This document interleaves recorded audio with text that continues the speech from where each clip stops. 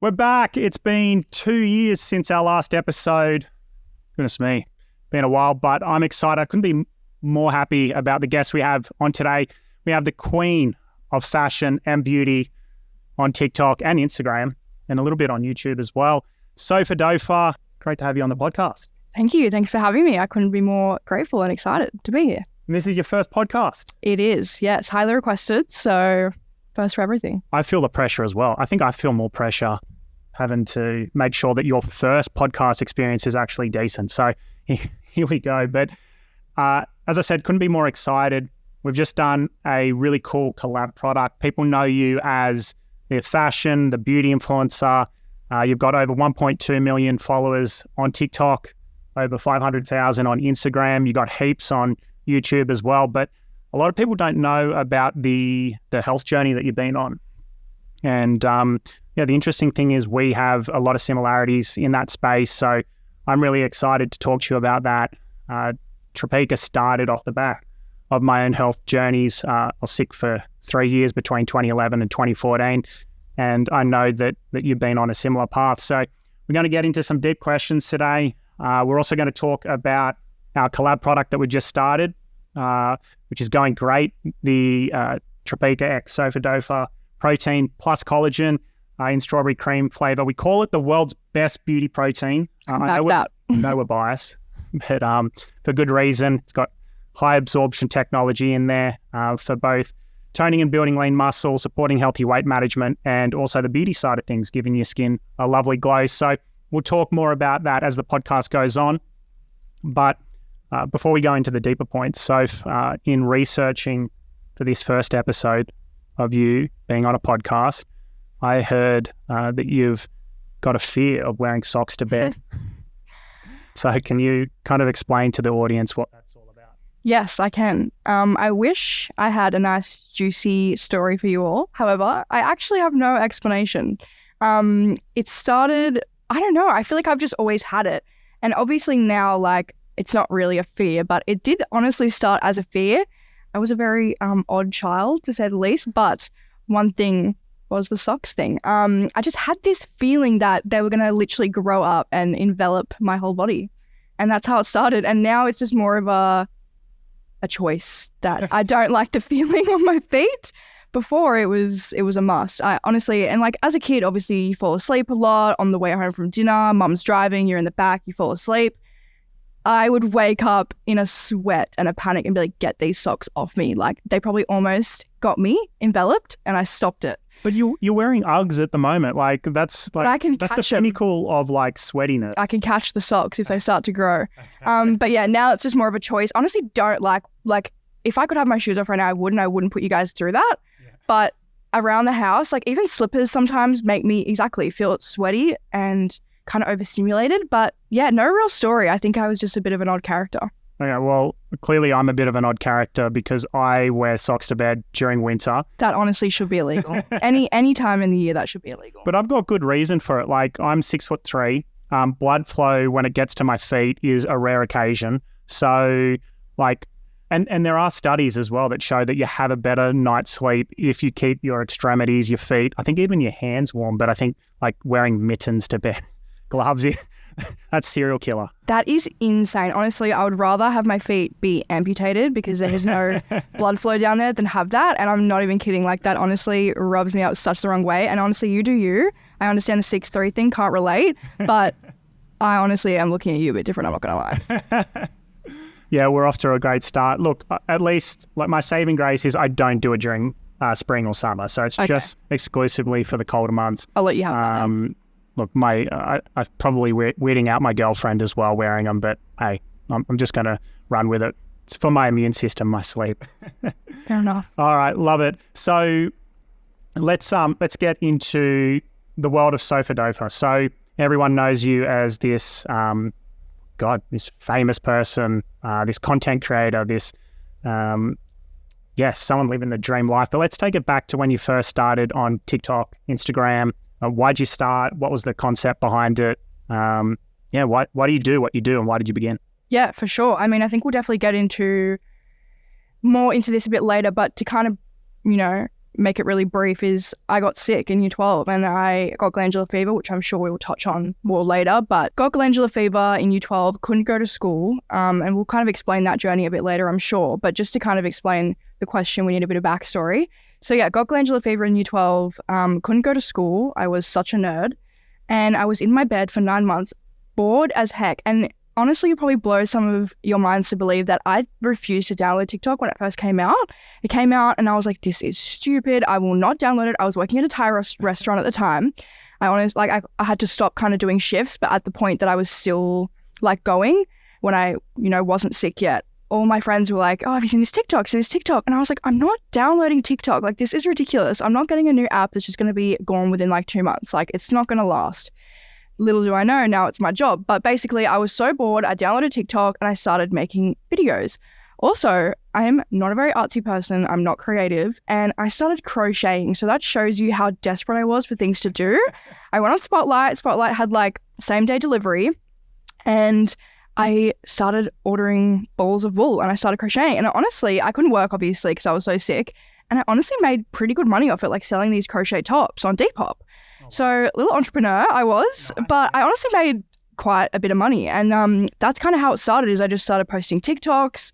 I started posting like haul videos, like what I got in the mail. They were literally 2-year-old tops sitting in my wardrobe. Like, they were not new items. Like, you guys can call me out for that because that was straight up cap. Like, that was not true. But that's what was going around and that's what was popular, was all these haul videos. And I was like, okay, I've got ratty old clothes, like hand-me-downs from my sister, because I couldn't work. And honestly, even if I was working, I was making like $70 a week at the pizza shop. So there was no way I was spending that on a top. I had petrol, I had to buy food if I was going out with friends. So basically I had no new clothes and I would just use my old clothes and make these haul videos. And I don't know how they started to pick up. Also started to do makeup videos with, whatever makeup I had lying around. Luckily, like, mum was into makeup. So growing up, she kind of taught me. And then also she also had makeup lying around that I could kind of steal and use. But I think the OGs will remember, like, the tin box I used to film in was literally like the sunroom in our house, which was my bedroom and my sister's bedroom at the time. We shared a room. And like, just looking back at videos, you can just see like the tin like roof is just so funny, and like so much has changed since then. But that's kind of how I got into it. So it's not like I sat there and was like, I want to be a content creator. How do I do it? Like, I'm going to start uploading videos, blah, blah, blah. It just kind of happened and it just kind of fell into my lap and it kept me occupied for those 6 months. I love that so much. So, okay, so let's put a date to it. Is this 2019, 2020? Yeah, I think it was 2019. Honestly, I'm so bad with timelines and this is not going to be good for this podcast because I feel like we're going to have to really throw it back a bit. But let's just say year 12, whenever that was, whenever I was in year 12. That was 2019? Year 12 was a blur, so let's just say it was 2019. And you made a statement and we kind of like glossed over it. You're 9 months in bed. Yeah. 9 months? 9 months in bed. So I remember going to my best friend's birthday party and I was so sick. It was like the first day I'd kind of woken up with these swollen glands and I was like, okay, like weird, like throat swollen, like incredibly swollen. And I was like, this is my best friend's 19th. I was like, I can't not go. So I went and then it was like kind of a lot of my friends' birthdays are around the same time. So then I went to my other friend's birthday and she was like, you've got glandular fever. And I was like, no way, I'm just run down. Like I always had kind of a weak immune system. I have a lot of like intolerances and if I don't, not strict on them, it can kind of run me down. And I was like, I don't have glandular fever. Like that's ridiculous. And she was like, I'm telling you, we have all the same symptoms. Go get a blood test. You've got glandular fever. So next thing I knew, I got a blood test and I had glandular fever. And I'm the biggest nerd. I was literally studying every single day. I did not shower. I did not eat. I moved to a new school in year 11 and 12. And that was kind of like, this is grind time. Like I got into a selective school in high school. I had to leave that school in year 7 due to like, bullying and the school not really being right for me. But when I moved to this school in year 11 and 12, I was like, this is crunch time. I want to be a doctor. I'm sure we'll touch on that later because I feel like you've done your research. Yeah. But little spoiler alert. But yeah, so I was in bed for 9 months and it honestly was crazy. It took such a toll on my mental health. One, just being sick, I'm sure you can understand. And that's why when we first went on that Zoom and you told your health story, I honestly got emotional because I hadn't really met anyone that had such a similar experience. And so just being sick takes such like a mental toll on you, but also having such a large dream and having that pretty much crushed in front of you. And I guess I know I can still do it, but less attainable. And let's this is going to get deep. You're not my therapist, but I do have a fear of failure. So that was really hard on me. It's like, well, I failed as a person. That was always my dream, has always been my dream, and I couldn't do it. So it was really hard to kind of accept that. Acceptance was really, really hard. And to kind of accept, like, I was like, this isn't fair. Like, why me? Like, seeing everyone else there at school and being able to do what they wanted to do. And I felt really, honestly, really, really down, and it really did affect my mental health. Yeah, I can very much empathize. I mean, it's the reason why Tropeaka even started in the first place. So between 2011 and 2014, I felt like I'd been hit by a bus every single day. I was exactly like you as well. Like, so I ran a business since the age of 17. That initial business was a failure as well. I got really sick. Obviously had a lot of pressure on my life, self-imposed as well as other areas. And I went through that whole journey of literally being sick every single day for 3.5 years.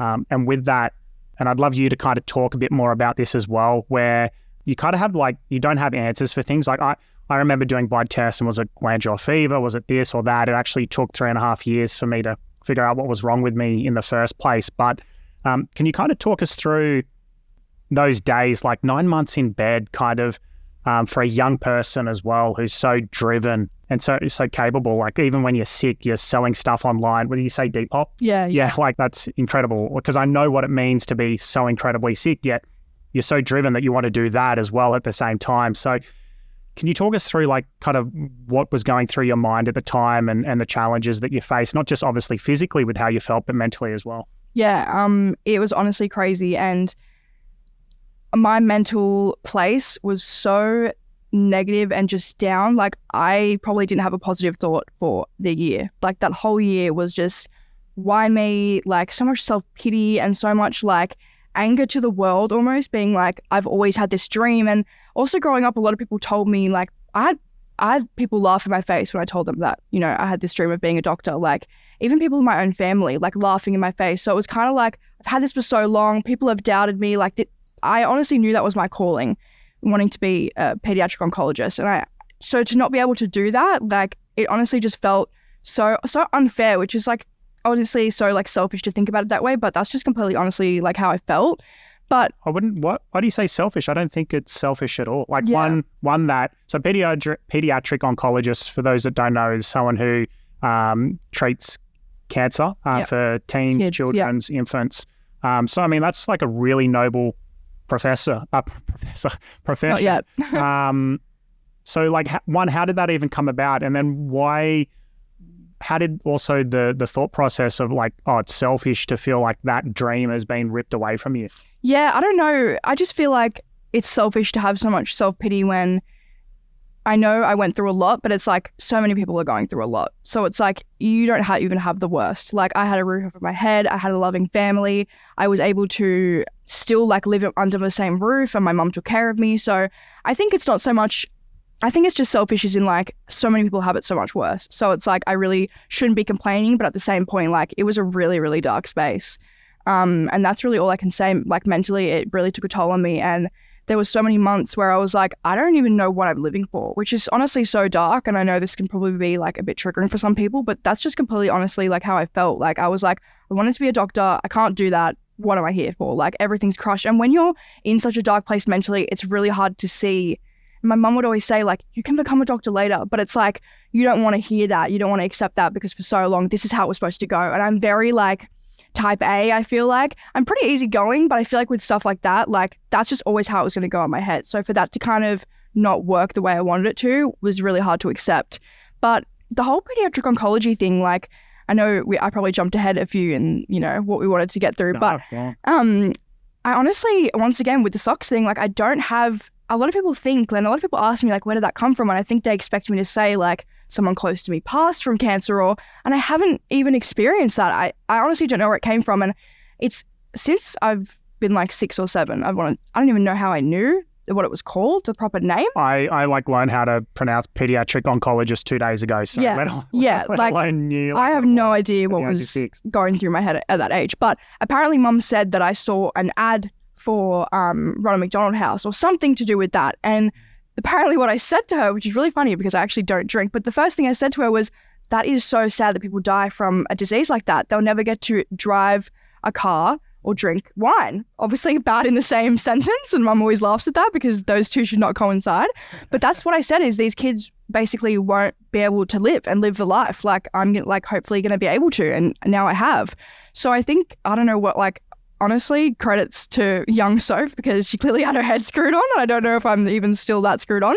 But yeah, so apparently that's how it all kind of started. And then since then I was doing chores around the house. I was like, Mum, how can I make money for Ronald McDonald House Westmead, which is still, you know, who I'm involved with to this day. And I'm so grateful to be able to, you know, continue to go there and see the house.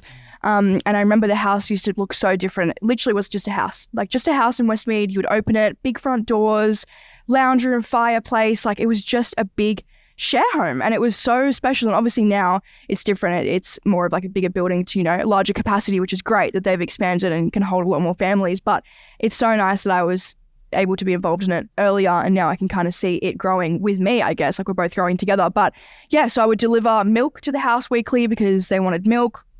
And I would be like, Mum, give me chores. Like, 'cause she would make me like work for it. At what age was this? Oh, I would say around like 8, 9. Like, I was just like hustle. I started a candle business, which I'm not sure a lot of people know. They were called Sophia candles. Oh, really? And because I was just like, any way I can make money. Like, Christmas and birthdays, great. People want to give me gifts, give me money. Like, I was like, that can go straight to them. This is really weird, kind of psychotic. I didn't play with toys as a kid. I never had like, everyone's like, well, you're a Bratz or a Barbie girl. And I'm like, honestly, neither. Like, I think I was a bit of a psycho. You were a candle girl. Yeah, well, yeah, apparently. Like, and now I don't read. Like, I honestly don't read. It's so bad, especially like fiction. Like, I'm just not into it. But apparently all I used to do is read. Like, kind of so psycho. But Mum was like, you literally didn't have like a toy. And like, people would ask me like, what was your favorite kids show? And it's like, I didn't really watch TV. I just read. Such a nerd, like, it will get a life. But yeah, so every opportunity to kind of make money would be for the house, and that's kind of still how I feel to today. Yeah, I love that so much. I wanted to, I suppose, dig a little deeper on the work that you're doing with Ronald McDonald House. So do you think that perspective that you've always had, where you've been able to go in and help people less fortunate than yourself, really helped you during, you know, these dark days when you're both physically and mentally sick? Yeah, 100%. I think it was really hard for a while there because I kind of moved away from the house. And I didn't have my license. I obviously did when I was 17, but when I was like 15, 16, it was kind of hard to get to the house. Mum had a full-time job. Like, we couldn't fit in like a 2-hour drive to the house. So I kind of like lost contact there for a bit. But I think honestly, getting sick brought me back to the house. Like, I was like, what am I doing? Like, I'll make the drive. Like, I've got my license now.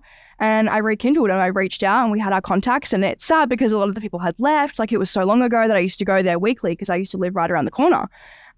So I used to go all the time. So we got in contact with the house and we kind of rekindled that. And I think that is why my platform is so special to me today, is because of the donations I can now make. And I don't know if people know, like, I sell my secondhand clothes, or as you guys know, I get sent a lot of stuff.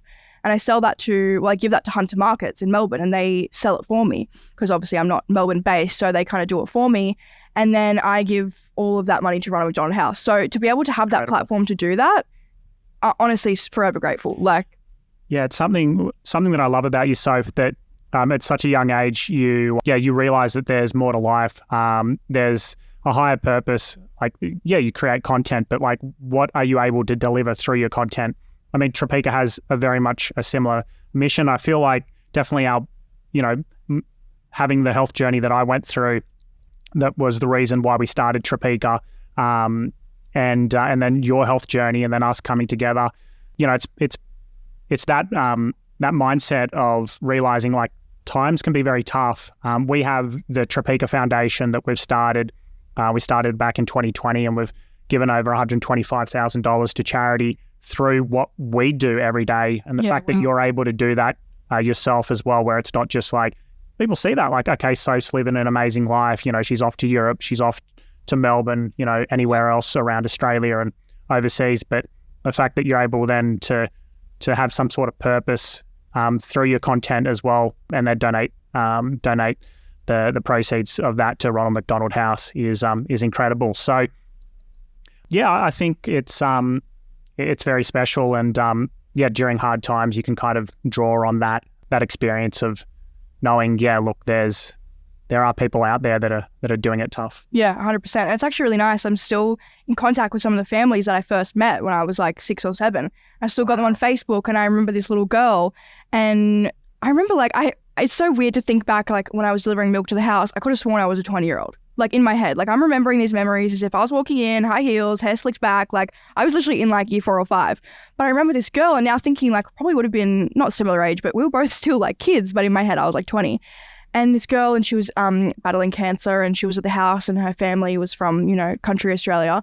And I've still got the mum on Facebook, and to see like the girl just like this, I don't want to, say names and stuff, but just be like, oh, like, let's just call her Sarah. Sarah's like first day at high school. And I'm like, oh my God, like, it's so amazing to just like, thanks to social media, still be in contact with some of the families. And obviously I made so many friends in the house and having some of them pass. And it's really interesting. Like I was thinking like probably 3 years ago, like I realized that, oh my God, like that young girl passed. But at the time when mum told me that, I don't think I fully understood what that meant. So it kind of shows my age. Like I was really hurt and upset, but I didn't really understand the significance of that. And I think literally a few years ago I was thinking about that and I was like, wow, like she passed away. Like I don't think at the time I really knew what that meant, which just kind of shows how young I was. But I think also so grateful for social media just for that, just to be able to stay in contact with the families and see what they're up to is really special.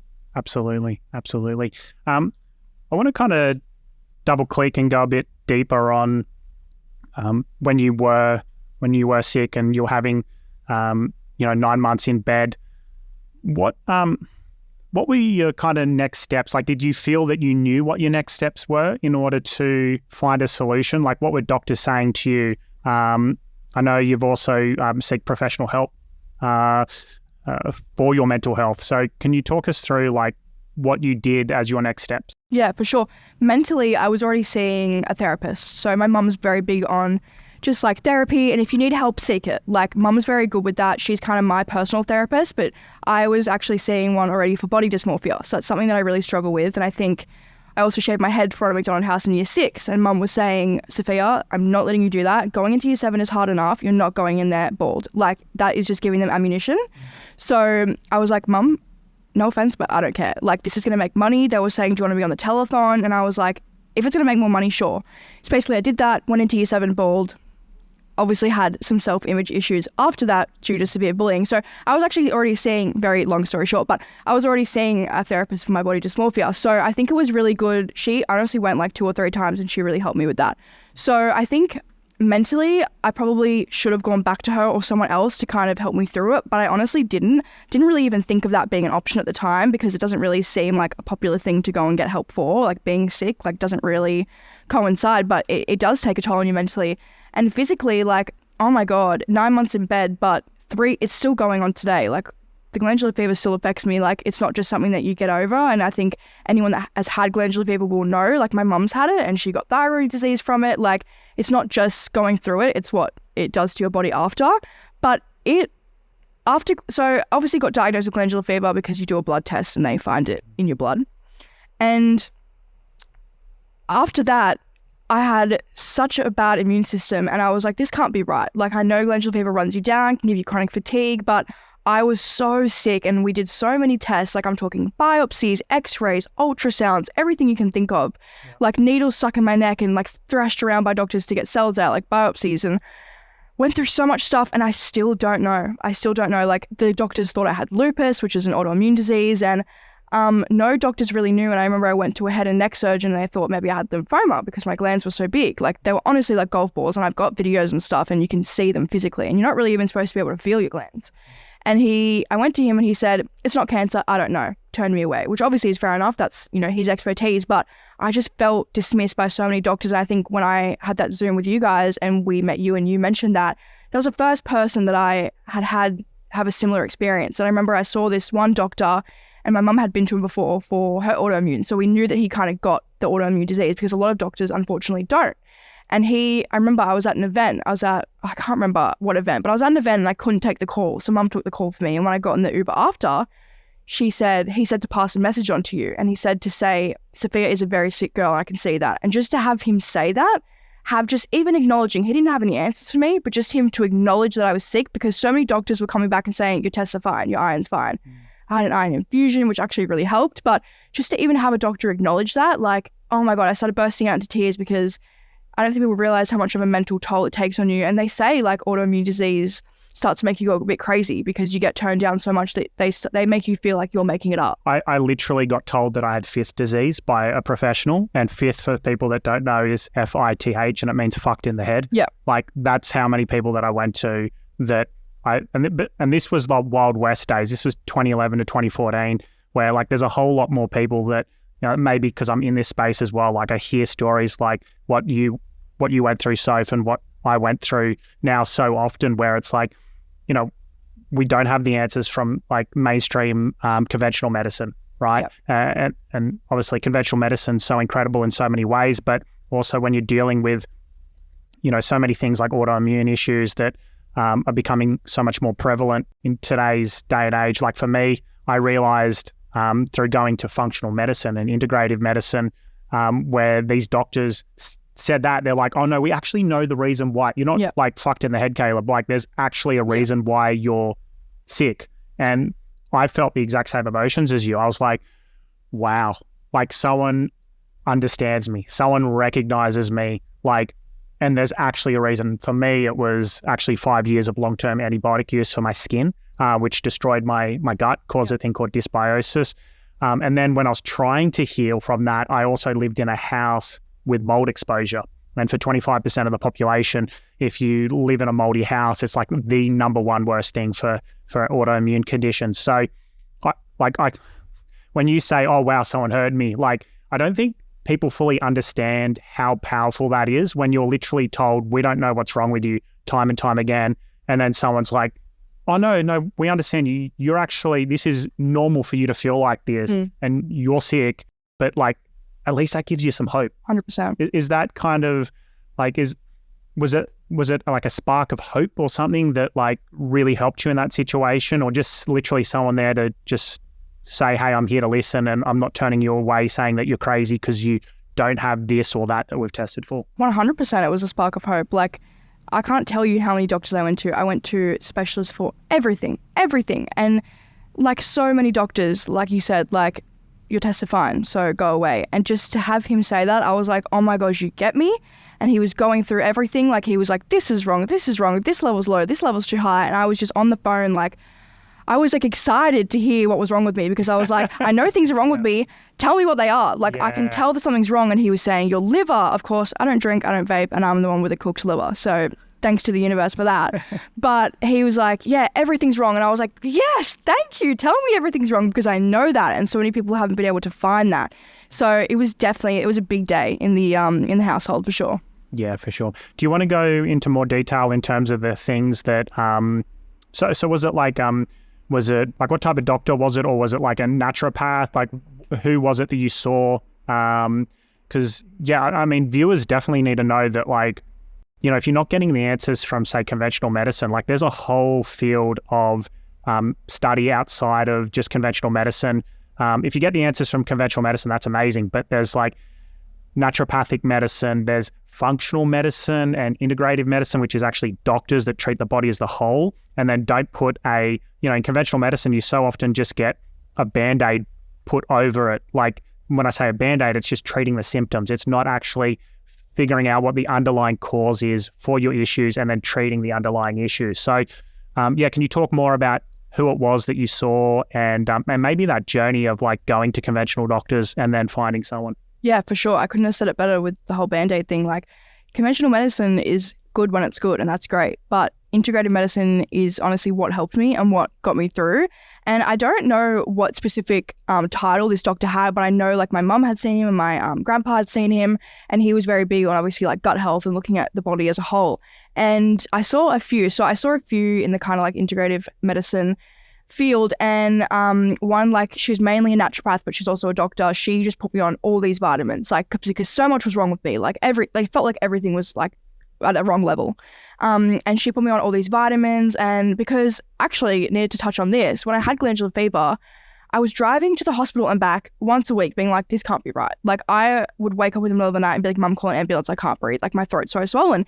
And all the doctors were like, yeah, you probably got tonsillitis. I'm like, I don't even have tonsils. And you haven't even bothered to ask me. Like, they just don't even like look at you as a whole. And so we were driving to the hospital once a week being like, give me something, like something to just relieve any pain. Give me Nurofen and tell me it's something strong. Like, just do anything So they gave me steroids. Obviously, you can't have steroids that much because they thin your bone marrow.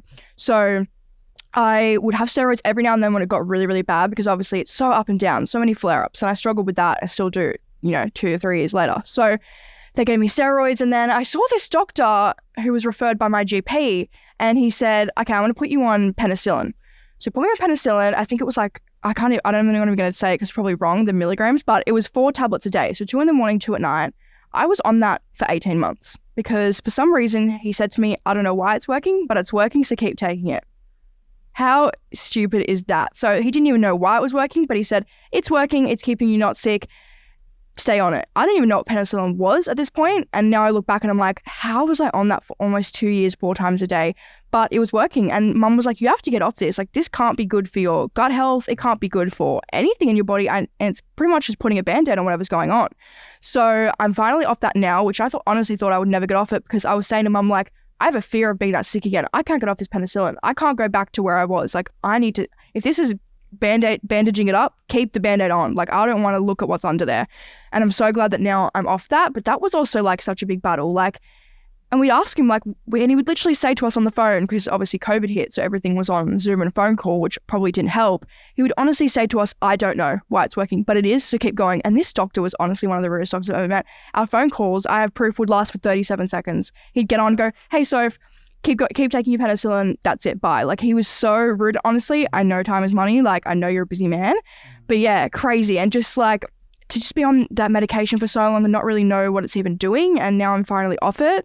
But I've forgotten your original question. But well, I'll just touch on that. Like, that's a really important point as well. Like, there's a phrase that there's like no free lunches in biology. So it reminds me of my story where my digestive tract was stuffed up because of long-term antibiotic use. So yeah, short term, you can see, my pimples, my acne as a teenager. So that was 2007 to 2011 or 2006 to 2011 that I was on it. And it was like, oh, great. Like, yeah, my pimples and acne are going away. But then what are the downstream effects that have nothing to do with the skin of my face? Well, okay, it's affecting my gut. And back then, like, doctors would give out antibiotics like it was candy. Oh my God. So it reminds me like of that, right? Like, okay, the penicillin is working in one area, and it was the same with this antibiotics for your skin. It's like, okay, I literally remember my doctor saying, oh, it works, we just don't know why. And it's like crazy. So it's that mentality, whereas like functional and integrative medicine, they say, okay, yeah, that works. Okay, it's doing that job, but is it affecting something else in your body? Like, what's the downstream effects and causes of it? Because there is no free lunches in biology. There's always a trade-off. Okay, this is good, but then it causes that. And then when you're able to look at the underlying, say, issues that that you might have, then you can actually address that rather than, say, the Band-Aid approach. So, yeah. 100%. It was only actually really recently. So basically I'm on my like Invisalign journey trying to get Invisalign, but I have a really bad jaw. So I have TMJ, so I had really bad jaw locking. Anytime I would eat chips or anything, like, it would lock. So kind of a, branch off, but it'll come back. And so he was like, you need to fix your jaw first before we give you braces. So I started, saw a jaw doctor. He's the cutest man ever. I actually have an appointment with him soon. He's so cute. We love him. And he gave me a splint. We'll tag him. Yeah, literally. He gave me a splint, which is basically just like a mouth guard, but it's for your teeth. So he said, basically, you're clenching heaps overnight, and that's what's causing these jaw problems. So I'm on this, I still have it, but I was wearing this splint overnight. And then we told him, and we said, okay, but I have really bad problems like breathing, like, because I'd walk like upstairs and I'd feel like a French bulldog. Like, I honestly couldn't breathe. And I just thought, oh, I'm probably so puffed. Like, I'm so like just dead from this glandular fever, like so exhausted. And he was like, okay, I've got a guy for you. He's a really good mate. I'm going to send you to him. Went to him, also the cutest man ever. And it was only then that we really figured out what was actually wrong with me. Is he did these tests and he put all these like, things on my heart, whatever, and got me to breathe into this machine. And then he looked up my nose with a light and he sat me down and he said, your nose doesn't work. I said, excuse me? He said, it doesn't work. And it's not a structural thing. It doesn't work. And he said, do you like roll around during the night and do you do you do martial arts with your sheets, like karate with your sheets? And I was like, yeah, I do. And he said, because you can't breathe, your body's literally like, trying to find air, because he said your body is so inflamed. You should have this much through your nose to be able to breathe through. He's like, you have like that much, like air can't physically get in. Yeah. So he's like, you're a mouth breather. For those that are listening by audio, like, so they've just like drastically reduced the amount by like 90%. Like, honestly, like the tiniest little gap for the air to get through my nose. So he was like, you can't get this splint. You put this splint in, you go to sleep, you're going to choke because you're a mouth breather and this splint kind of takes up a lot of part of your mouth. So he was like, we need to fix your nose first before you have this splint or you're going to choke on your own spit. So he was like, I'm going to fix you up. So he's put me on this nasal spray. And a lot of people think like, I've also got a lot of people in my comments kind of thinking that they're doctors telling me what to do. And they were like, these nasal sprays are really bad for you long term. He knows what he's doing. He's told me they're not. And he's like, these will actually fix you over time. They won't, because I know you can get like addicted to them and stuff. And he was like, this is a fully prescribed one. Like it'll fix you over time and you won't eventually need it. So it was only when I went to go fix my jaw, a completely different issue, that it looped back to everything. And he was like, your nose is purely for looks. That's what he said to me. And he was like, it doesn't work. And we were like, oh my God, this is great. I can go maybe get surgery and have it fixed. And he was like, no, it's not structural. It's, something we need to fix through, it's your body's so inflamed. So we did x-rays and everything. And looking at the x-rays was so confronting, seeing just the sliver that's available for air to get through. Like no wonder I'm puffed all the time. Like it's crazy. So it's crazy that it took me to go fix my teeth, which is something completely different to what I was struggling with to, get an answer. Absolutely. Yeah. Finding that underlying cause. As a CEO and founder of a health food company, I'm obviously deep in the weeds of like how to have great health. And like there's two things for like great health. One, the number one thing is like get great sleep. Like everything revolves around that. So you're not like having great sleep because you can't breathe. And that's massive. And then the other one is breathing through your nose. Like mouth breathing is actually very bad for you. So there's a field of like human optimization called biohacking, which like I do. It's like how to feel amazing doing different, techniques. And one thing is like people practice like taping their mouth up. I've done this overnight. So you practice breathing through your nose because of the importance of it. And to think that you can't even breathe through your nose, I'm not surprised that like that's like priority number one. Crazy. Yeah. Wow. All right. So let's go back to, you can talk a little bit more about like the health journey as the podcast goes on, but I want to kind of go back to when you started. I know you've talked about like the content that you're starting to do back when you first began, like the haul videos with the clothing that you already have. But you've been, what's that, like 3-4 years now. You first popped in like 2020, right? Like that's when you started to grow? It was honestly, I think I got really lucky in terms of, kind of blowing up, if that's what you want to call it. I kind of started before no one really had. So I kind of got in early. And it's same with that, 5-6 years ago, that kind of YouTube gang that started, like they got in early. Same with Vine, same with every platform is now everyone's trying to do it. Whereas back then there wasn't as much competition, I guess you could call it, which is obviously not how I was looking at it because I didn't want anything from it.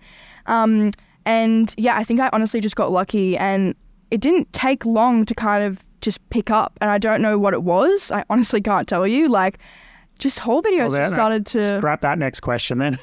What was that? I was like, okay, what's the way to get success, or what advice can you give to people? But that's probably one of my most asked questions in my DMs is girls sending me long paragraphs being like, hey, I want your life. I want what you do. How can I do it? And I don't reply because I'm like, I honestly don't have an answer. And I know that's such like probably a cliche thing to say, but it's like, I didn't want this. Like I didn't seek it out. I'm not saying I don't love it now, but it was never like, I want to be a content creator. And I used to, do my little YouTube vlogs when I was like 14, but they were just for fun. Like they were just me going to the skate park, my little Grom era, like living it up, like trying to be a little surfer girl. Like I never really was like, I want to be like Shani Grimond, which was obviously my maybe SophaDopha for other people. Like she was my, idol. So I think honestly, my first video that went kind of viral, I remember it got 11.9 million views. And I was at my boyfriend at the time's house and we went to sleep and we were like, what do you reckon it's going to be when we wake up? Because honestly, every 2 minutes it was going up 500,000 views, which I'd never experienced. So we like placed bets and we were like, oh, it was at like, 1 million or something. We were like, oh, maybe 2 million, maybe 3 million. Woke up and it was like 11 million. And it was some random trend, some like comedy thing that I just jumped on. I can't even remember. So it wasn't even fashion related at all. And then from there, I just kind of started to make content. And then when brands started to send me stuff, I remember I used to be so excited. And to go from such a dark place to this was such a switch up because I remember I was so excited to go to sleep to wake up to see which brand had DM'd me because brands had only just started to discover me. So I guess now I've kind of got my brands that I work with, but at that point, they were starting to discover me. So every night I'd go to sleep and then I'd wake up and check my request and be like, oh, who's messaged me? Like I know there's going to be like a cool brand in there. So it was honestly such like a fun time. And I think I've been doing it for 3 years now, maybe 2. But if you like, I'm so bad at timelines, and if I hadn't looked into that and you asked me, it honestly feels like 10 months. Like I feel like it's flown. Like I honestly don't feel like I've been doing it for that long, but it's been like 2 years. I feel like I'm getting old. Yeah, well, that's like social media is like dog years. Like, and it's funny you mentioned Shani. Like we've worked with Shani in the past. She loves Tropeaka. I've interviewed a bunch, even on the Hoodies podcast, a bunch of influencers before this episode.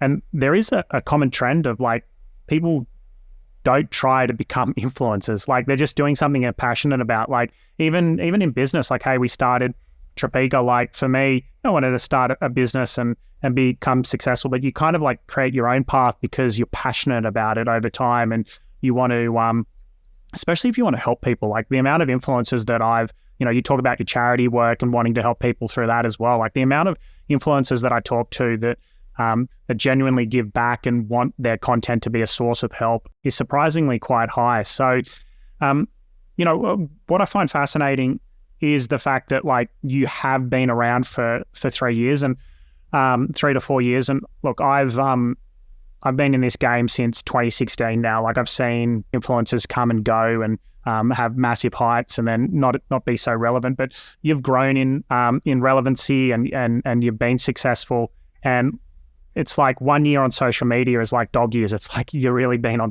doing this for 7 years because it's so easy to become like to have virality, but then not to have that ongoing success. So you really don't have any thoughts in terms of why you've continued to.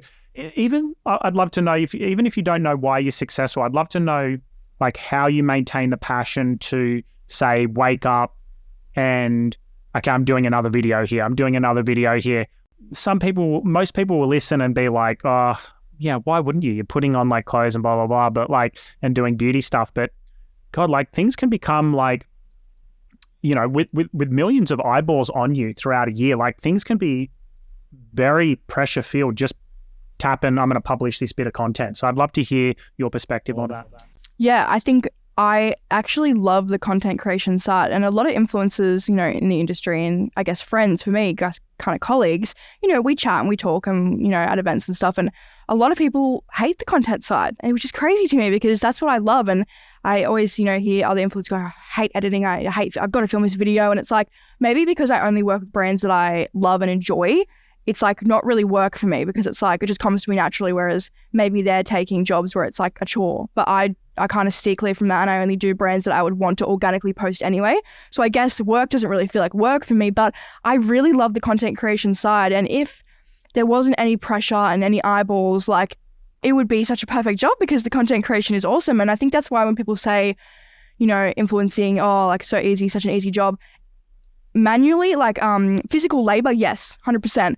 But that's not what we're talking about. It's more, the pressure and the eyeballs and all that stuff and having every move watched. But I love the content creation. I love editing. Like I love editing. When I film a video, like a little Get Ready With Me, it's my favorite to edit it, upload it, see the comments, like see people interacting. And I'm honestly so grateful for that side of the job. That's so cool. Let's talk a little bit more about that. So that's the positives. And you briefly mentioned, there are like challenges and negatives to this. I couldn't imagine, you're 19 years old. Like I could not imagine what you kind of have to go through at times with millions of eyeballs on you and the pressures that come with being SophaDopha and not just like Sophia at home with mum hanging out. Yeah. So how do you deal with it and what's that kind of life like? First of all, it's funny because a lot of people think like, a lot of people want to know like where SophaDopha came from, like the name. And it's actually just my nickname that my grandpa and my mum have always called me. They're SophaDopha Nova Scotia is like the long version. And they'd always just call me that. So it's like funny that now that's like a thing, like a brand. It's like, that's just, I'm saved to my mum as SophaDopha and I have been since I got a phone. So that's kind of funny. But anyway, yeah. So I'd say there's kind of two main, let's just call them negatives for the, make it easy. But it's like, two is kind of like the pressure, and then there's also like the people watching, and they obviously, interlinked, but the pressure is just more being this icon and being this idol. And it's like, I'm 19. Like I started when I was 17.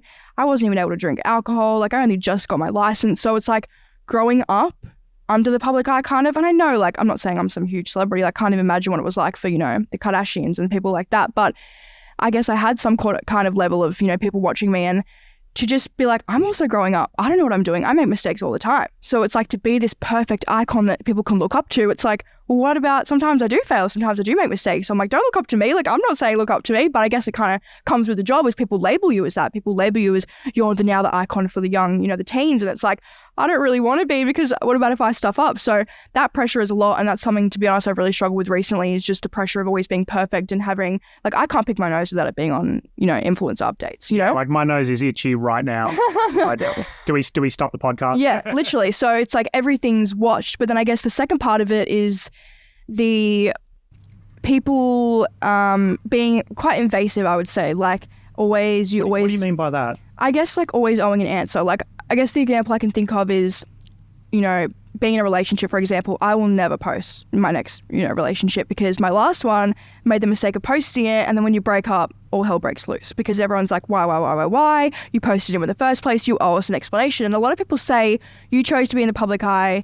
You owe us an explanation. It's like, I chose to create content. I chose to create get ready with me videos. I didn't choose to, give you the blood of my firstborn. Like, we don't need to go that deep. Like, it's just my fun little get ready with videos. I never signed up to give you my address and my social security number and my boyfriend's first and last name. Yeah. So it's like, when I was with, that person, it was, I learned a lot, as in like, I'm never going to be posting that again. And that's just one example. Like, it's kind of everything. But I think people assuming, and you know what they say about assuming, it makes an ass out of you and me. Yeah. So it's like, just kind of that, as in like, you owe us this, you owe us that, like, and people, social media is scary. Like, there's a lot of, scary people out there that want to know where you are and where you live. And that's why I'm very, careful with my safety and things that I post and stuff like that. But I guess they're like the two main ones is like the pressure and just people feeling like they should know everything about you. And it's like, I didn't choose to, this is not why I'm doing this job. My job isn't to show you everything about me. It's to show the get ready with me and the fashion. And that's what I create. I create that content. I don't create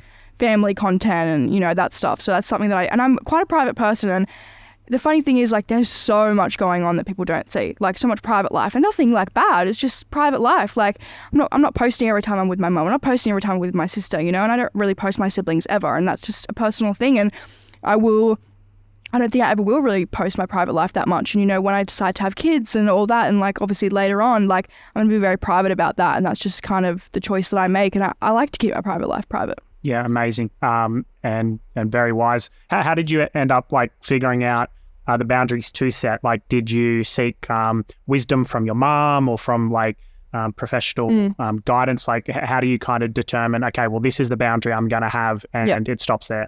Well, my mum is my mamager. Like, she's my therapist. She is my mum. She is my manager. She is my everything. Like, she's my everything, honestly. And I wouldn't be where I am without her. And that's not just being cliche and soppy. Like, it's so true. And she guides me through everything. Every mental breakdown I have, I'm FaceTiming mum. Like, and she knows me so well. And she knows if I'm down. She knows, I've been through some pretty tough things, mentally and physically, and she's always been there. So, and she's literally like my best friend at the same time. So, she guided me through it, and she kind of lets me make my own mistakes, which is nice. And obviously, if I'm going to be doing anything too crazy, she's got to stop me. But stuff like that, I think she probably knew it wasn't a good idea to maybe, post the boyfriend or post this or post that. And she's kind of like, you'll learn. Like, and now I have, and that's mistakes I need to make for myself and go through that to kind of understand that that's not what I want, which is fine. A lot of people do like to post, a lot of their private life, and that's great, but that's just not something that really interests me. So yeah, 100% my mum. I really owe everything to her. It's amazing. Coming from like a position where you have been through some very dark times mentally, how do you deal mentally with, there's always going to be an occasion where you're not perfect. God, like even myself with running a business. So how do you kind of how do you approach things these days when like there's someone reacts to, or a group of people react to you doing something that wasn't your intention, and not making it, say, a massive mental drain? How do I deal? Let's be real, I don't. It honestly always ends up in tears and a mental breakdown, but I think that's just learning, and that's just like, the job is still so new to me, and especially that part of it. And I remember when I first hit, I think it was like 400K, mum was like, are you prepared? And I was like, for what? She's like, the hate. Because obviously when you're a smaller creator, there's less people watching you, so there's going to be less hate. And she was like, the hate's going to start to come in. And I was like, Mom, I just hit 400K. Like, let's get a bit of positivity going. Like, woman, like, why are we so neg? And she was like, I just want to prepare you. Like, it's going to start coming every 100K. Because obviously it was going up. I remember one night I went to sleep. I was staying in a hotel in Sydney and I woke up the next morning to 50 plus K. Like, I was going 50K overnight. So she was like, every 100K you tick over, that's great. But that's more and more eyes and that's more and more hate. And how that will forever stick with me. And I just feel like I'm still growing and learning how to deal with the job, and I am so much better than I was 2 years ago, you know, and it's such a foreign thing. Like, being a content creator, I guess the scale that I'm at is such a foreign thing, and I had never done that before, obviously. So it's all learning, and I think it's all, you know, it's all fun and it's all learning, and I'm just glad that I've got Mum with me. But to be honest, I don't deal. It honestly does usually end up in tears, but I feel like I'm very good knowing how to deal with it, and that's kind of blocking it out and understanding that it's not like the silly hate comments that get to me. You know, I get comments every day about my eyebrows, my teeth, whatever, like everything. Like, people want to pick at everything. It's more just people can twist stories, and, you know, people like to bring down other people. So if there's, you know, people that I used to go to high school with that, you know, want to make up stuff, or even just randoms that I didn't go to high school with that want to claim they went to high school with me and I push them in the canteen line. Like, honestly, I hear some ridiculous stories. So I guess that's just kind of standing up and brushing it off and keep going, which is a hard thing to do. But I always feel like I've been quite mature. So I feel like I'm getting better and better as the years go on at handling that. Yeah, the way you speak, the way you conduct yourself, like I'm in shock. I know everyone we've met is in shock that you're only 19 years old. Like, it's very admirable. Not even sure I can pronounce that. It's admirable. Admirable. Yeah.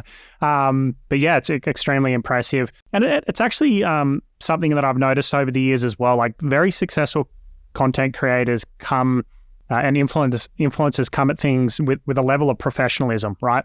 Like, a lot of people who are micro influencers who are trying to get successful and trying to grow a following, they don't realize that it's like, okay, yeah, sure, like Soph and everyone else that I've kind of met in this space with a large following, yeah, they start as a hobby, but like there's a time where you actually have to tick things over to like being professional. Yeah. Like, being professional, not just with like how you conduct yourself with businesses and your audience, but also like professional with like how you deal with situations. Because everyone wants to, like, you know, it's that tall poppy syndrome. It's like people spreading bullshit rumors that aren't even the case, or turning a little, what do they say? Turning a molehill into a mountain, right? So yeah, it's quite fascinating.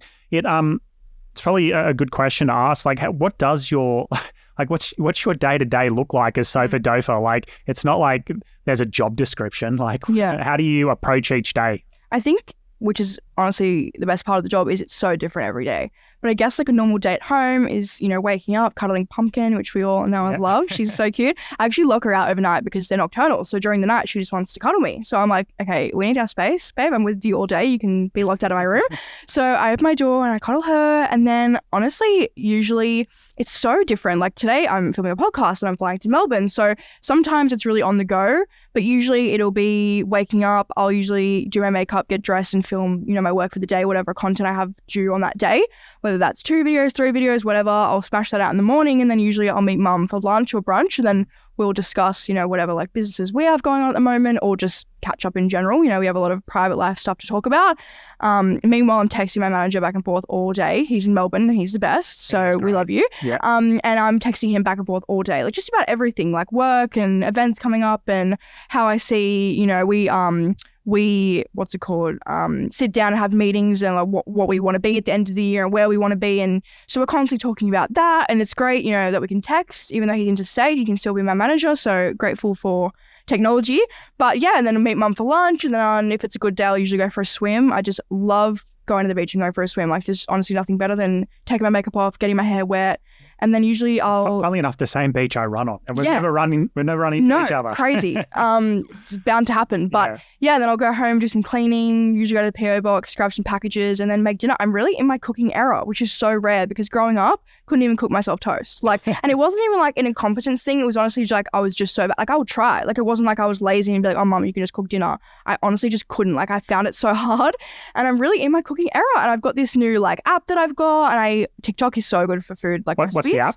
It's Kick. So it's nice. KIC. And it's great, and they've got workouts on there as well, but I mainly use it for the meals, and they have like meal plans, and they have everything, and I'm just really in my cooking era, and it's great. So usually I'll order my groceries, and I'll put my podcast on, and I'll cook, and it's really like therapeutic for me. Nice. Well, look, we've made it easier on you as well. We've got like all you need is a blender and some strawberry cream, 100%. protein plus collagen, and can't get easier than that. But yeah, obviously you got to cook, make meals as well. Yeah. So no, that's cool. So if I could have that for every meal, I would. But for sure. So pretty much you're telling me like you have some structure in the middle at the start of the day. Yeah.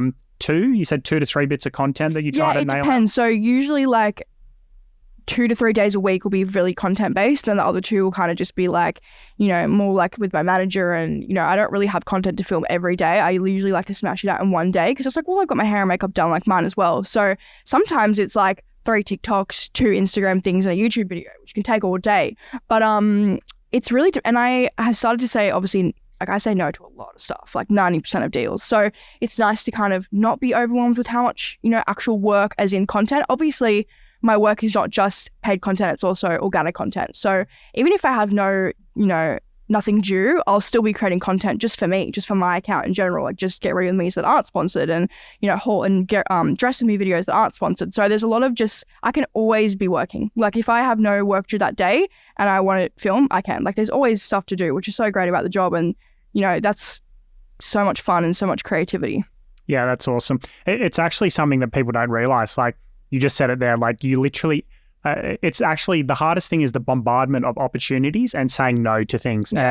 And you got a great manager, Cam, as well, who's able to, help structure that. But, we even say it in our business, like the biggest enemy of great is good. Like it's easy to see like a shitty opportunity, but it's actually hard to differentiate between, is this good and going to actually be a waste of time when I could do something great and like it actually be great, And you've got, Awful Mimi, yeah, coming out as well. You can't say a lot about that at the moment. No, it's taking up a lot of time though, for sure. Still kind of trying to focus a lot on like the influencing and that kind of content. I don't want to let that slip. But yeah, Mum and I at the moment just grinding on that. We're actually uploading like the coming soon page today, which is like just a coming soon page, but back end, it's taken us weeks to get it perfect, and people are just going to put their email in and then swipe the tab away. But really it's taken us weeks, which we completely understand. But yeah, we're dropping that tonight, which is great. And then hopefully All for Mimi will be launching mid-November. But I mean, we started 2 years ago and planned to launch a year ago. So we're hoping for mid-November, and it's all looking good, but who knows? That's a good sign, because we started Tropeaka in 2014 and wanted to launch in like a month. It took us 2 years to find because we didn't want to compromise on product quality. It's why we have over 20,000 5-star reviews now. We're loved by leading health experts, is because from day one, we're going to make this amazing. And it takes a long time to build something amazing. Exactly. Yeah. Yeah, it's a good sign that it's taking you long. Very exciting. And it's very great to be doing it with Mum, because she knows what she's doing. I mean, we have no experience in this, but she's a boss girl. Yeah, I love it.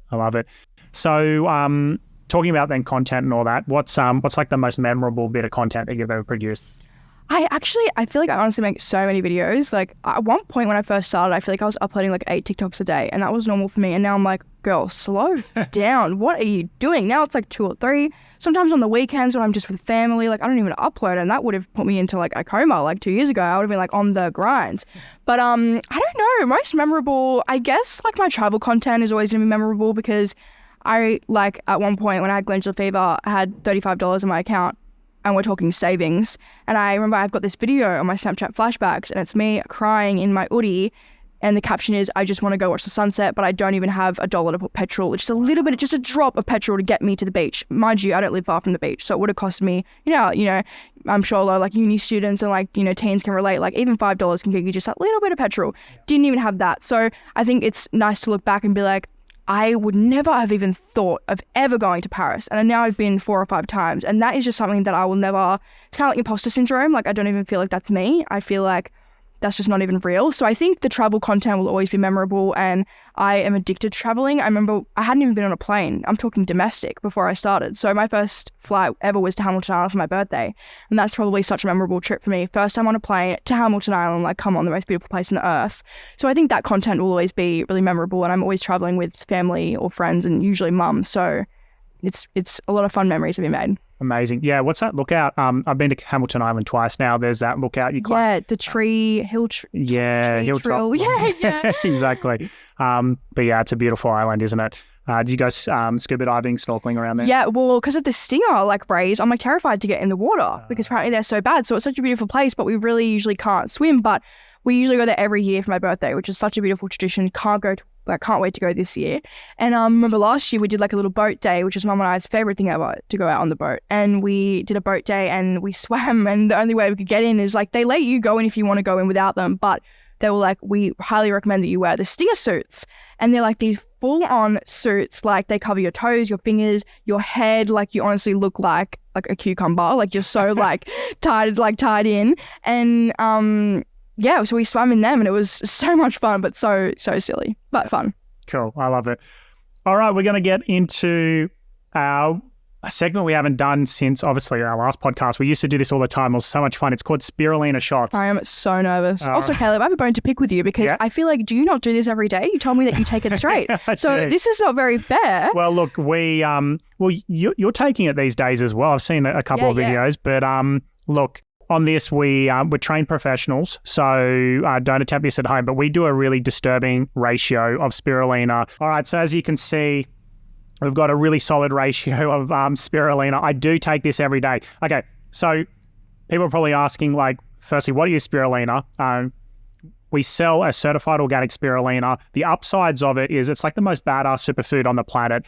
It's incredibly nutrient dense, so much so that NASA's even used it for long-term, looking into it for long-term space missions. So that's the upside. And those watching via video will be able to see what spirulina looks like. It's an algae, a marine algae. The downside is it tastes like absolute crap. So you want to mix it in you only need a little bit. A little bit goes a long way. Mix a little bit of it into a smoothie to disguise the taste. But Soph and I have issues, and we have it straight. I have it with just water. Yeah, it's I have it with camu, which also tastes like absolute crap. But I feel like if you mix two crap tasting things together, neutralizes it. Yeah, get it all done in one go. Exactly. So we have gone. Obviously, we use a lot more water normally, so it's a lot easier. So this spirulina shot's going to be tough. So how spirulina shots works, and it's a little bit different today because we also have a shot of this collab product. Which is Tropeaka X SophaDopha Protein Plus Collagen in strawberry cream flavor. So a quick background why we say it's the best beauty protein on the planet. It has a highly absorbable plant protein, certified organic plant protein in it for toning and building lean muscle. It'll support healthy weight management, but it also has another highly absorbable ingredient in it, marine collagen. So it's a sustainably sourced one. It's a marine collagen peptide, and it's highly absorbable as well. It'll help with skin hydration, skin elasticity, as well as collagen production. So it'll give you that glow from the inside out. Now, why does high absorption matter so much? Well, you've heard the phrase, it's you are what you eat, but it's actually you are what you absorb. So during the digestive process, you don't actually absorb everything.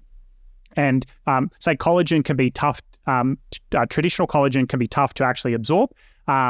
But our peptide is a small, without getting too technical, it's a smaller molecule, so it's easier for the body to absorb. So you're going to get more of those collagen benefits from it. And then our protein goes through a special laser plasma technology, which increases the surface area of the protein to help it be more absorbable in the digestive tract. It also makes it smoother, and it won't make you bloat. So it's an incredible product. So basically, Caleb, you're telling me that these horrible shots are going to be worth it. Exactly. Well, as long as you get the protein collagen strawberry cream, if you get the spirulina shot, and this is how the actual segment works. So I'm going to ask you, I've got three posts. So 2 on TikTok that you've done and 1 on Instagram. I'm going to describe the post and you've got to answer it. I'm going to ask you a question. You've got to tell me the answer to the question about the post. If you're able to guess it, you should know your content, though you do a lot of content. If you get it right, then I got to do the shot and you do the protein plus collagen shot, the nice one. If you get it wrong, you do the spirulina shot and I get to have the strawberry cream. I feel like I'll be doing most of the spirulina. Okay. I do a lot of content, but I have the worst memory. Okay, you see, okay, I'm set, I'm perfect. All right, I'm happy. Let's do it. You've actually got it on your own phone. I sent it to you just before, so. I promise I haven't looked. All right, you better have not. There you go. All right, here we go. I've even written the answer on this, so hopefully you didn't have a cheeky look. But we're filming with my camera over here as well. So we've got to use Sophs. First one, you ready? No. So on the 27th of August this year, you went vintage shopping in Newtown with your mum and brother. What was the name of the first vintage shop you went to where you bought Adidas trackies and what you believed was a fake Chanel scarf? Yeah, and I got a Coach bag too. I can tell you what I don't even know if I can tell you what I was wearing. Actually, I can tell you what I was wearing, obviously, but I can't tell you the name of the store. I'm going to give you a hint. So it was in Newtown, and it wasn't Brooklyn vintage, and it wasn't Newtown vintage. Okay, I would have said Newtown vintage. And That's you're great. there with your brother. I feel like it was something and something. Like it was like arts and crafts, not that, but it was something like I know who I was there with. She's not even close. We'll put for those watching via video, we'll put the answer up. That's so embarrassing. I know where we parked. I know what I got for lunch. We got a Porto. I know what I got. I know what I bought, but I don't know. I have no idea. Yeah, I'm going to take this win. I'm not going to give you any more clues. Fabrique vintage. I would never, ever. You could have had a gun to my head and I would have done that. Let's do it, I guess. 1-0 Caleb. I'm going to take that. All right. Well, we're going to do the shots together. I'm going to have my water ready. Is that allowed? Yeah. No, you need torture for the whole event, and then you got to smile to camera and show the spirulina shot. He's being serious. All right. I'll let you have a water break after this first one, but I want to see a bit of pain for question 2 or 3. And it could be me. All right. So cheers and scull quickly. Oh, that tastes so good. That was dessert. Give me a smile. She's hiding it. A bit of I saw the tongue. I've had it before. Yeah. So it's like I know what I'm in for. It does taste like dirt though, and that's not against Tropeaka. That's just well, that's probably a compliment. It tastes like creek water, I'd say. Yeah. Okay. Right in the middle. It looks like creek water. But gee, it's good for you. I'll put it in a smoothie. Don't drink it straight. I feel great already. All right. I think you're gonna get this next one. So you can have a sip break. Okay. Question 2. In June this year, you're flying from Sydney to Spain. Lucky you. In a TikTok video, you're saying what's in your toiletries bag, your carry-on bag. Yeah. Now, I want you to name 4 items in that bag. You should get this because, I'd imagine this doesn't change a lot. Yeah. Name 4 items in that bag that you feature, as well as the one product your mum said to take with you. And you're like, I don't even really get this one. Okay. I know. Are you going to tell me as I go if they're right? Yeah. Compression socks? Yep, 1. Okay. Never fly without them. So you hate socks in bed, but you don't mind compression. You know how hard it is, but I have to sleep on the plane on long flights. Do you know how hard that is for me? It's almost impossible. Okay. It's like my worst nightmare. Okay. So socks in bed on a flight's fine. Go on, next one. Well, I guess, because I don't want my legs to implode. Okay. And I feel like that's what's going to happen. I take a lot. Tissues? Is that on there? Oh, have you got everything on there? Yeah. Okay, This took me 3 minutes to write out. Okay. Moisturizer? There should be moisturizer in there. I get very dry skin. Yeah, I think there's a moisturizer. Therapy moisturizer? No, well, this is just me being an uneducated male. Bum spray, is that a moisturizer? No. You've just given me one. Okay, so damn no moisturizer. That's weird. Hey, you can't do bum spray. Every woman's like, oh my God, this guy's a fucking idiot. He doesn't even know what it is. Charger? You didn't mention that either. Okay. You don't put that in a toiletries bag. Oh, toiletries bag. Sorry, I thought you meant carry on in general. So I'm keeping you at 1. Okay. No, 2 tissues and. Oh yeah, tissues. Compression socks. Yeah. Lip balm. 3. Oh, yes. Okay, I've got this.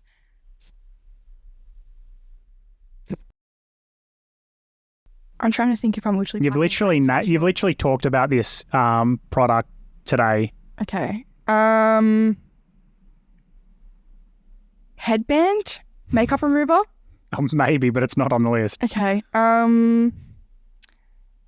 What was the one? I remember the video. I was in a Mr. Winston t-shirt. What was the one thing that your mum said to pack? Oh yeah. Mum. If you get this, my passport. No, I was gonna say because you're confused. You're confused about taking it. Mum makes me. If you get this one, I'll let you off on the 4th one. Only because I really like spirulina. I want the health benefits. He wants to feel great. What did I remember her making me take something? She's a crazy woman. Honestly, could be anything. I feel like I'm about to do this. She made me take... Last clue, starts with B. Golly gosh. She made me take... And I'm glad you forgot about this because there's heaps better options than this, including Tropeaka products. She made me take... 5, 4, 3. I don't know. And when you tell me, it's going to kill me. Barocca. Yes! Bro, I lived on Barocca and Yeah, look, there's like 8 products behind us that are like heaps better, like Tone BCAA. We've got this one over here. I can't believe I didn't get that. That's your better one for hydration and mineral support and vitamins in we'll get you on that for your knocks. What else was on the list? Panadol, Hydrolite, Silk Eye Mask. Eye mask. Yeah, nasal spray. That's what you mentioned earlier. What am I doing? I don't even know myself. All right. Bottoms up, I guess. The third one you definitely should get. Okay. Anyway, lucky you. More spirit. All right. Lucky you. 3, 2, 1. More dessert for me. It's all stuck at the bottom. Yeah, you got to get your tongue in there. You surviving? She's struggling. Look great. All right, come on. You got to get this third one. I literally make this one's easy. At the start of March, I'm going to give you the exact date. March 4th. You're having a picnic in front of something with friends. Yep. What is it? The lake.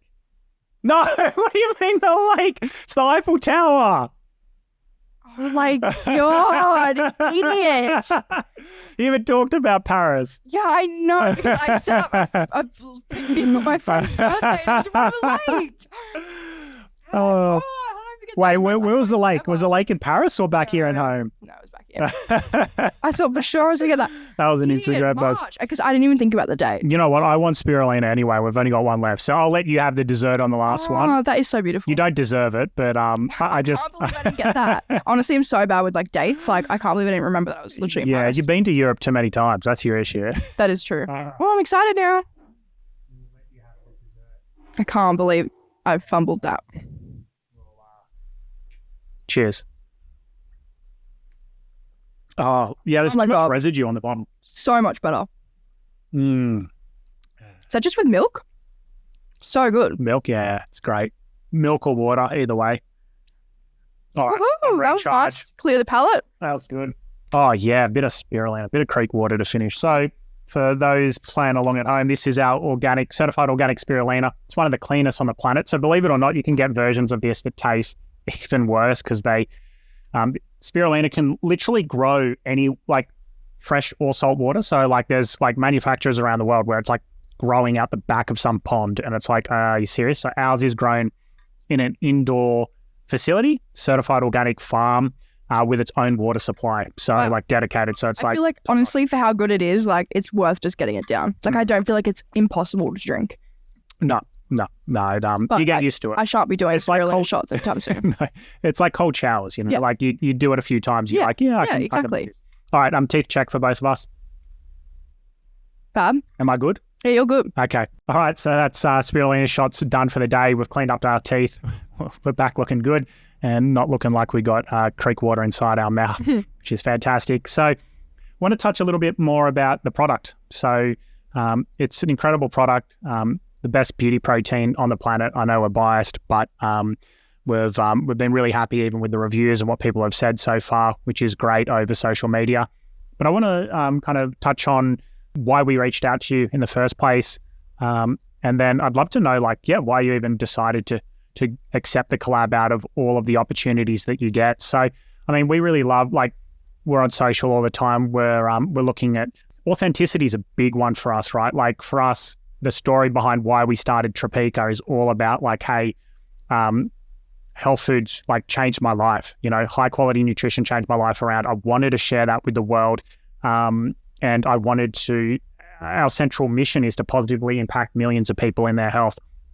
So we're always looking for people who are authentic in their message, who are down to earth, fun as well. You ticked all those boxes, seemed really, really cool. So that's why I reached out to you in the first place. But I'd love to know, why you ended up accepting the collab and going ahead with doing this product with us.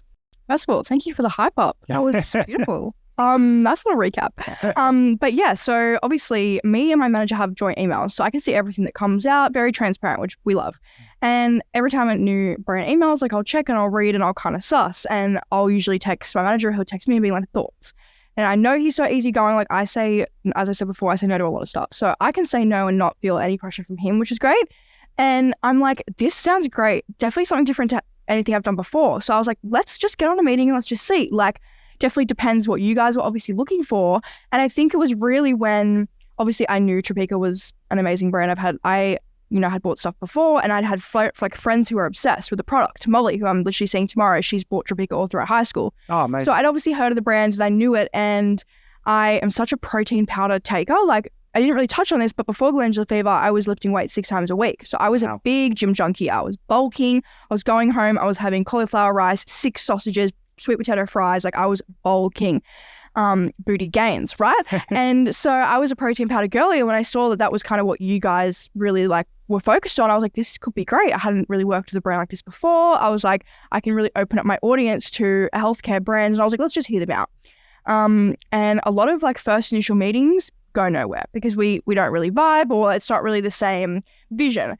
And when I got on that meeting, it just sold it for me. I was like, this is it. Like, we have such a similar health story. I knew that you guys were so chill in like, a lot of brands give you a brief and give you a script. And it's like, you hired me because you know I know my audience. Let me do my thing, which, all due respect. And I knew you guys would be like that. And that's literally what you guys said is, we just want you to do your thing and we want you to love it. And we're not going to be like, post this. Like, we want you to try it and love it. And I think that's what really got me hooked, is how you guys were like, if you don't love it, we won't go ahead with any collab. Just try it. We'll just send you stuff to try. And when I tried it and realized how much of a great product it actually is, and like I said in my TikToks before when I was talking about the collab, is I tried Tropeaka for so long before the collab. Like, I wanted to make sure that I loved it. And when I tried it and knew that I genuinely loved it, I knew that it wasn't going to be a chore for me to post because I already loved it. And like I said, that's how I kind of go about every collab. So I just started really organically like posting it. And I feel like we just all got along on the Zoom so well. And I knew our health stories were so similar. And I'm very in touch with the universe and everything happens for a reason. I've literally got it tattooed on me. And when you kind of touched on your health story, I was like, this is meant to be. This has come into my life at such a good time.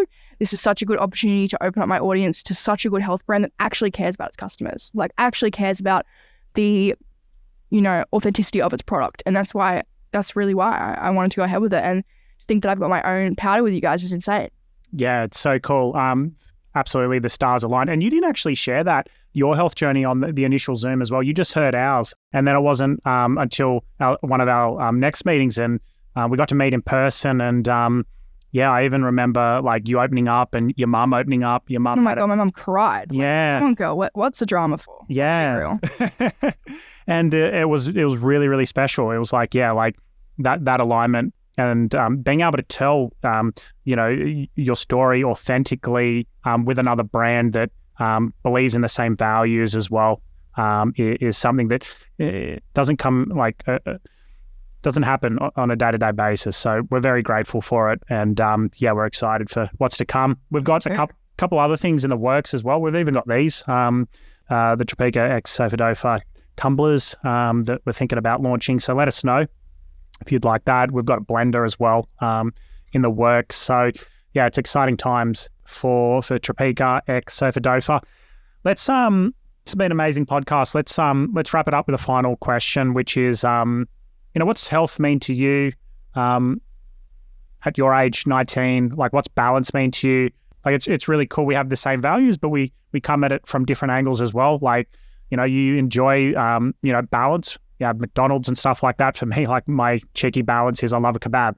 Like, everyone finds their kind of their balance in different ways. I like a night out with my mates as well. So, what does health mean to you? What does balance look like to you? And what's your approach? Yeah, I think it's kind of a fine line, especially when I'm promoting to such a young audience, a health brand, and kind of pushing that health, is to make sure that I'm letting people know that still be a teen, still go out and have your fun. I'm not saying follow this diet or follow this, crazy, like have everything from Tropeaka website. It's just more letting you guys know where, if you want to, go get the best health products. And I just want to, was really careful, I feel like, to not make sure people felt like, okay, then if I'm doing this, I have to go on a diet. I have to do 75 hard. If I'm having Tropeaka protein, I can't be having Maccas. It's not like that. You guys know I love a sneaky hash brown. Obviously, I can't eat a lot from Maccas because of the gluten, but it's the same with that. If it has traces of gluten and I'm really feeling like it, I'm just going to have it. Like, it's all about levels, and I'll pay the price later, and that's fine.